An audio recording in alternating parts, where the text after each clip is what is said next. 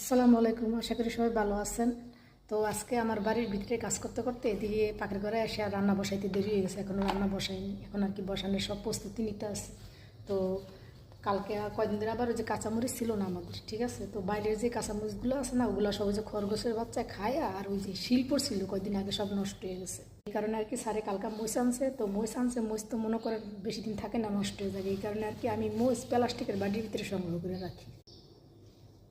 এই যে এভাবে প্লাস্টিকের বাটির ভিতরে টিস্যু বিছাই লইছি। এখন মনে করেন মরিচগুলো, মনে করেন এই যে মরিচগুলো কালকে আনছে, এত মজা আর জাল আছে বড় বড় মরিচগুলো। তো এই মরিচগুলো যদি আপনি এভাবে রাখেন না, তাহলে আপনি 1-1.5 মাস মরিচগুলো খাইতে পারবেন। আপনার কি 1-1.5 মাস কোনো মরিচের টেনশন করতে না। আর এদের তো জাল কম খায়, একটা করে মরিচ দিলে হয়ে যায়।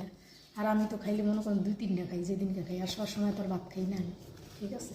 তো এইভাবে আর কি রাখা দেন। এইভাবে যে কোনো কাঁচা সবজি দিয়ে আপনি বক্সে করে রাখা দেন, তাহলে অনেক দিন খাইতে পারবেন, ঠিক আছে। এটা রাখা দিলাম, এখন মনে করেন এই যেভাবে থিয়ে দিব 1-1.5 মাস খাইতে পারবেন। তাহলে তুমি রাখলে গাই নিয়ে পানি দিয়া নষ্ট হয়ে যাবে, বেশি দিন খাওয়া যায় না। তো একটি অবস্থা, ঠিক আছে। 3 চুলায় বসা দেবো, তাড়াতাড়ি হয়ে যাবে না, আধা ঘন্টার ভিতরে হয়ে যাবে। ভালো থাকবেন সবাই।